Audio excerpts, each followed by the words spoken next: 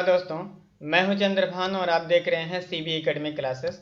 दोस्तों, आज के इस वीडियो में हम लोग डिस्कस करने वाले हैं सीएल हल के बारे में। हम लोग इनका बायोग्राफी जानेंगे। दोस्तों, इनका बायोग्राफी क्या है, इनका सिद्धांत क्या है, इनका प्रयोग क्या है, इनके प्रयोग का शिक्षा में उपयोग क्या है, इनके सिद्धांत को अन्य किन किन नामों से जाना जाता है, इन सब के बारे में आज हम लोग इस वीडियो में डिस्कशन करने वाले हैं। दोस्तों, ये बहुत इंपॉर्टेंट वीडियो है। दोस्तों, इस वीडियो से लगभग आपको एक क्वेश्चन जरूर मिलने वाला है सीटेट में, इसलिए ये आपके लिए काफ़ी ज़्यादा इंपॉर्टेंट हो जाता है। दोस्तों, इसके पहले हम लोगों ने Thorndike, BF Skinner, Pavlov, Bandura इत्यादि के बारे में डिस्कशन कर लिया हुआ है। दोस्तों, यदि आप लोगों ने उस वीडियो को नहीं देखा हुआ है तो डिस्क्रिप्शन बॉक्स में उसका लिंक दिया गया हुआ है, आप वहां पे विजिट करके उसको देख सकते हैं और पूरे सिद्धांत को अच्छे से समझ सकते हैं। क्योंकि दोस्तों, ये जितने मनोवैज्ञानिक हैं सभी के बारे में एक क्वेश्चन दो क्वेश्चन हर एक पेपर में तो जरूर आता है। दोस्तों, इसलिए अगर हम केवल साइकोलॉजिस्ट को जो है डिस्कस कर लें तो मान लीजिए कि 30 नंबर के सिलेबस में से हम लोग 18 नंबर टू 20 नंबर का सिलेबस डिस्कस कर लिया हुआ दोस्तों, इसलिए ये काफ़ी ज़्यादा इंपॉर्टेंट हो जाते हैं।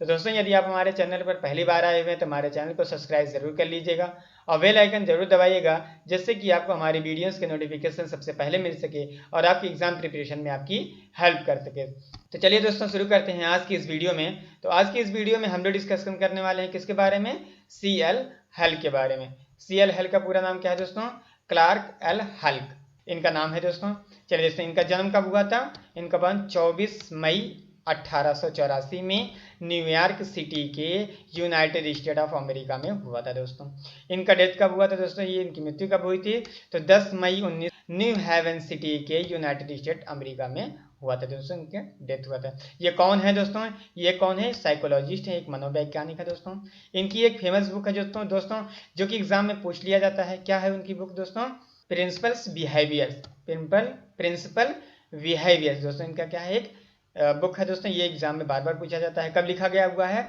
1915 में लिखा हुआ है। कब लिखा है, 1915 में। दोस्तों, एक बुक और है इनकी, काफ़ी ज़्यादा इंपॉर्टेंट है, ये भी जो इंपॉर्टेंट हो जाता है। दोस्तों, देख लीजिएगा क्या है ये book, hypnosis and suggestibility and experimental approach इनकी दूसरी बुक है। दोस्तों, ये भी इंपॉर्टेंट है, ये एग्जाम में पूछा जा सकता है, इसलिए दो चीज़ को आप याद रखिएगा। एक प्रिंसिपल बिहेवियर्स जो 1915 में लिखा गया था, इसी में दोस्तों इन्होंने अपना प्रयोग दिया हुआ था, जो कि हम लोग बीएड एग्जाम में, बीएड में या फिर बीटीसी में पढ़ते हैं। दोस्तों, तो चलिए आगे बढ़ते हैं, देखते हैं इनका सिद्धांत क्या है।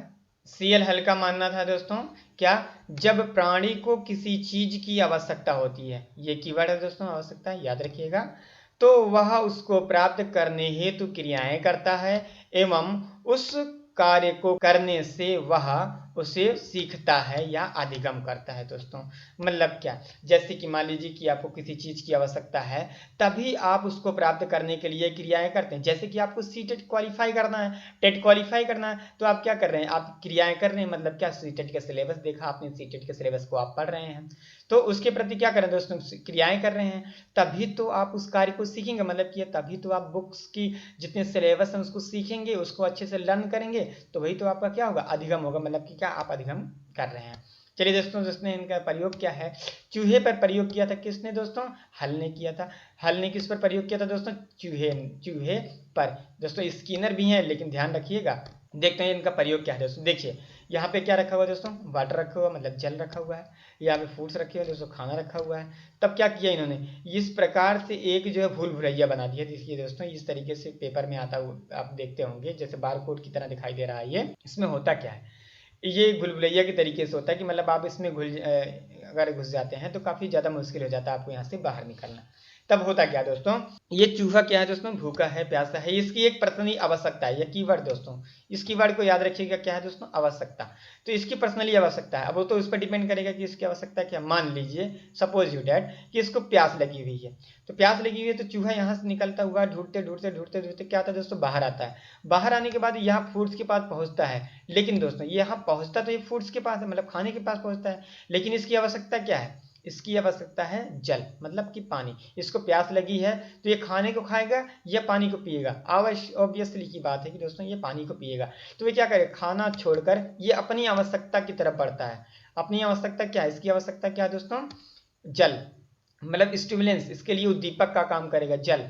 जल इसके लिए क्या करेगा दोस्तों, उद्दीपक का काम है। ये ऑपरेंट हो गया दोस्तों चूहा, ये इधर की तरफ चल रहा है, किसकी तरफ चल रहा है दोस्तों, उद्दीपक की तरफ, स्टिमुलेंस की तरफ, मतलब क्या है, जल। क्या, क्योंकि इसकी आवश्यकता ही जल है, इसको प्यास लगी हुई है, ना कि खाना भूख लगा हुआ है। तो क्या करता है दोस्तों, जल की तरफ आता है तो इसके प्रति अनुक्रिया करता है। अनुक्रिया करता है क्या मतलब, अनुक्रिया करता है, जल को प्राप्त कर लेता है, मतलब कि ये जल को प्राप्त कर लिया, मतलब यहाँ से यहाँ तक चला तो इसने अनुक्रिया किया, मतलब कि सीखा क्या, जल की तरफ को चलना। इसने क्या किया दोस्तों, सीखा और जल को प्राप्त किया और पी लिया। ये पहला स्टेटमेंट हो गया दोस्तों, ये पहली बार में हो गया। अब देखिए दोस्तों, अगर इसी फॉर्म में फिर से रहता है और अगर ये क्या करता है, एक बार तो इसने देखा यहाँ पे जल रखा हुआ है, फिर अब यह आता है दोस्तों यहीं पर, लेकिन अगर इसको फिर से भूख लगती है तो क्या फिर से जल पीने के लिए आएगा, नहीं। तब वो क्या करेगा, तब इसकी आवश्यकता बदल गई, मतलब कि पग पग पर व्यक्ति की आवश्यकताएं क्या होती दोस्तों, बदलती रहती हैं, कभी कुछ आवश्यकताएं हैं तो कभी कुछ आवश्यकताएं हैं। तो ये क्या करता है दोस्तों, यहाँ पर आता है, तो यहाँ पर आता है तो फिर इसके बाद इसका उद्दीपक क्या हो गया, चेंज हो गया। इस बार इसका उद्दीपक क्या है दोस्तों, भोजन। इसकी आवश्यकता इस बार क्या दोस्तों, भोजन है, जो कि दीपक के तरीके से काम कर रहा है। तब इसके प्रति ये अनुक्रिया करेगा और क्या करेगा, भोजन के पास आएगा और भोजन को खाएगा, ना कि जब भूख लगने पर जल पिएगा। भूख लगने पर जल तो नहीं पिएगा, भूख लगने पर क्या करेगा, खाना खाएगा। और जब इसको प्यास लगी होती है तो वो क्या करेगा, पानी पिएगा, ना कि खाना खाएगा। तो जिस तरीके की जिसकी आवश्यकता होती है उस तरीके का वह व्यक्ति कार्य करता है दोस्तों। जैसे आपको सीटेट क्वालिफाई करना है तो आप यूपीएससी का सिलेबस नहीं पढ़ेंगे दोस्तों, आप यूपीएसआई का सिलेबस नहीं पढ़ेंगे, आप क्या करेंगे, आप केवल सीटेट का सिलेबस पढ़ेंगे। जैसी आपकी आवश्यकता है आप उस प्रकार से क्या करेंगे, कार्य करेंगे। चलिए दोस्तों, अगर देखिए तो इसमें एक कीवर्ड और आता है, क्या आता है, मोटिवेशन। मोटिवेशन कैसे, मान लीजिए कि इसको प्रथम बार में आया तो इसको क्या मिला दोस्तों, यहाँ पे जल मिला, पहले तो आया भोजन मिला, दूसरी बार में यहाँ पे आया जल मिला। तब क्या करेगा दोस्तों, यहाँ आगे तरफ बढ़ेगा, दूसरी बार में इसको मोटिवेट करेगा। क्या, पहली बार वहाँ पे हमको जल नहीं मिलता, इस बार ये डायरेक्ट यहीं पर आएगा, मोटिवेट होकर कि वहाँ हमको जल मिल गया था तो हम वहाँ पे क्या करेंगे, जल मिल जाएगा दोस्तों, वहाँ पे आएगा चूहा, उसको जल मिल जाएगा। तो ये क्या था दोस्तों, इसी पर उन्होंने यही प्रयोग किया था, किसने, CL हल ने यही इसका प्रयोग किया हुआ था दोस्तों। किस पर प्रयोग किया था, चूहे पर। ये पूछा जाता है, ये दोस्तों पूछा जाता है कि इनका सिद्धांत क्या है। SOR सिद्धांत किसने दिया था, तो हल ने दिया था दोस्तों। किसने दिया था, हल ने। SOR सिद्धांत किसका है दोस्तों, हल का है, ये भी पूछा जा सकता है। चलिए आगे बढ़ते हैं, आई होप कि आपको ये समझ में आ गया होगा। आगे बढ़ते हैं दोस्तों, इनके सिद्धांत के दो प्रकार होते हैं दोस्तों, इनके सिद्धांत के दो प्रकार के प्रबलन हैं। प्रबलन कहिए या पुनर्बलन कहिए, दो चीजें हैं इनके बारे में। क्या है दोस्तों, एक प्रथम और क्या है दूसरा द्वितीय दोस्तों। पहला प्रबलन क्या है दोस्तों, इनका पहला प्रबलन क्या है कि हल ने दो प्रकार के प्रबलन बताए जो कि विभिन्न अवस्थाओं के लिए दृष्टिगोचर होते हैं। विभिन्न आवश्यकताओं के लिए दृष्टिगोचर होते हैं। भोजन भूख के चालक को प्रबल बनाता है। मतलब क्या, भोजन भूख के चालक को प्रबल बनाता है, मतलब क्या कि आपको भूख लगी हुई है तो आवश्यकता क्या है, उस समय जब आपको भूख लगी होती है तो आपकी आवश्यकता क्या होती है, उस समय आपकी आवश्यकता होती है भोजन करना। मतलब कि आपकी सबसे प्राथमिक आवश्यकता हो गई दोस्तों भोजन करना। तो ये क्या, कौन सी अवस्था हो गई दोस्तों, भोजन आपका क्या हो गया, प्रथम अवस्था हो गया भूख लगने के बाद। आइए दूसरे में देखते हैं। भूख उस समय तक शांत नहीं होती जब तक कि भोजन खा न लिया जाए, अतः भोजन करने से पहले भूख रूपी चालक एक बार फिर से प्रबलन बन जाता है। मतलब कि जब आप भोजन के पास पहुंचते हैं, मतलब कि आपकी आवश्यकता तो है भोजन, लेकिन जब आप भोजन के पास पहुंच जाते हैं तो भूख की मात्रा क्या होती है दोस्तों, अचानक ही बढ़ जाती है, काफी तेज से आपको भूख लग जाता है। मतलब कि आपकी आवश्यकताएं क्या हो गई, दुगनी हो गई। मतलब आपकी आवश्यकताएं यहाँ पे पूरी होने की संभावना है। मतलब चालक एक बार फिर से प्रबल हो जाता है। प्रबल हो जाने का मतलब क्या दोस्तों, आपका काफी ज्यादा स्ट्रांग हो जाता है दोस्तों।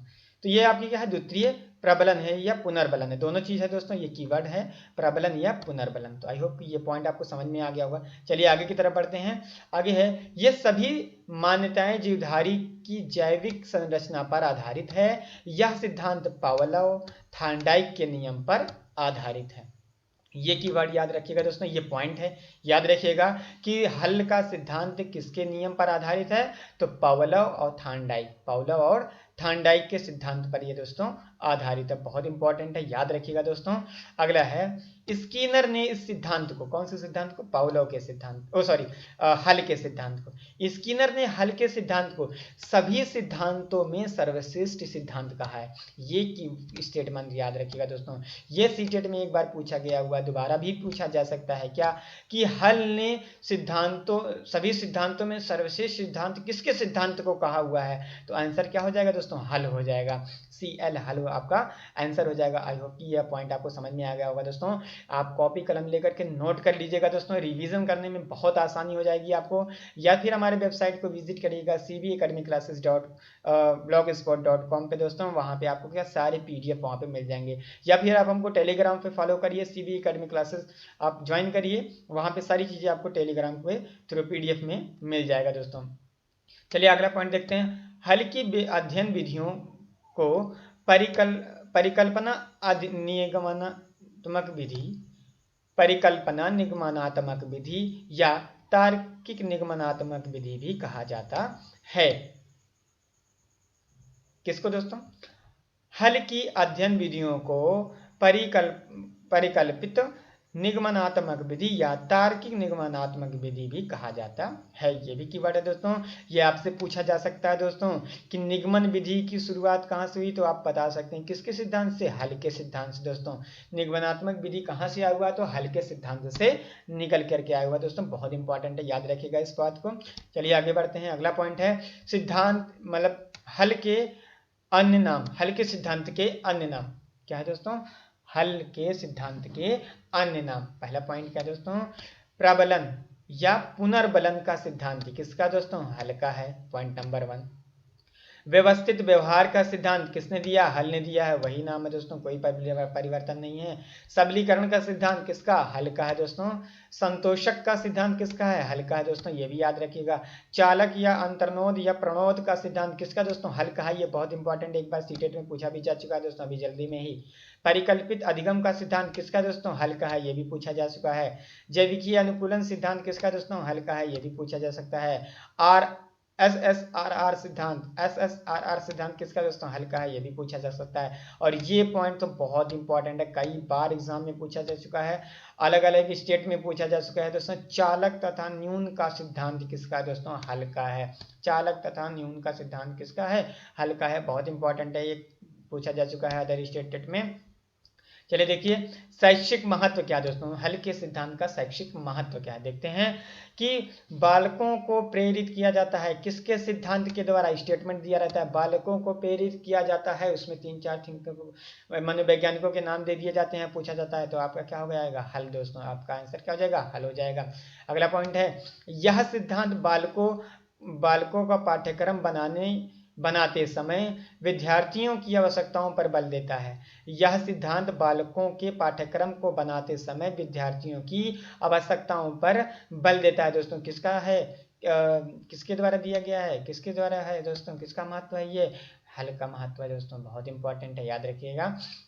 अगला पॉइंट है ये, यह सिद्धांत कक्षा में पढ़ाए जाने वाले प्रकरणों के उद्देश्य को स्पष्ट करने पर बल देता है, बहुत इंपॉर्टेंट है दोस्तों, याद रखिएगा।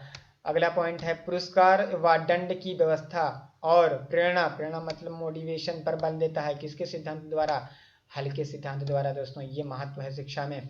अगला है उद्देश्य व लक्ष्य स्पष्ट होता है दोस्तों, बहुत इंपॉर्टेंट है, ये तो एक बार स्टेटमेंट के तौर पे ही पूछ लिया गया है, शिक्षा में महत्व है हल के द्वारा दिया गया दोस्तों, उद्देश्य व लक्ष्य स्पष्ट होता है, वहाँ पे इंपॉर्टेंट था। पेडागोजी में दोस्तों बहुत इंपॉर्टेंट हो जाते हैं थिंकर्स या मनोवैज्ञानिक, बहुत इंपॉर्टेंट हो जाते हैं, क्योंकि 20 नंबर के क्वेश्चन दोस्तों इन्हीं से बनता है। पेडागोजी का लगभग 20 नंबर का क्वेश्चन दोस्तों यहीं से बनता है, वो आपको उलझाने के लिए क्वेश्चन में बना दिए जाते हैं, डायरेक्ट क्वेश्चन 10 ही क्वेश्चन पूछे जाते हैं, लेकिन जो स्टेटमेंट के थ्रू या किसी के शिक्षा के महत्व, किसी के सिद्धांत से कुछ क्वेश्चन पूछा जाता है, वो इसी से आता है दोस्तों। ये जो 5-6 हम लोग साथ पढ़ेंगे, ये बहुत इंपॉर्टेंट होगा, इसको आप कई बार रिविजन करिएगा, वीडियो को बार बार देखिएगा, ताकि आपको पूरा क्या हो जाए, पूरी तरीके से सेट हो जाए। तो आज के लिए बस इतना ही दोस्तों, आगे का क्या करते हैं हम लोग अगले में किसी और थिंकर्स को पढ़ेंगे। तो आज के लिए बस इतना ही। यदि दोस्तों आप हमारे चैनल पर पहली बार आए हुए हैं तो हमारे चैनल को सब्सक्राइब जरूर कर लीजिएगा और बेल आइकन का बटन जरूर दबा लीजिएगा, जिससे कि आपको हमारे वीडियोस के नोटिफिकेशन सबसे पहले मिल सके और आपके एग्जाम प्रिपरेशन में आपकी हेल्प कर सके। तो चलिए दोस्तों, thank you so much for watching this video.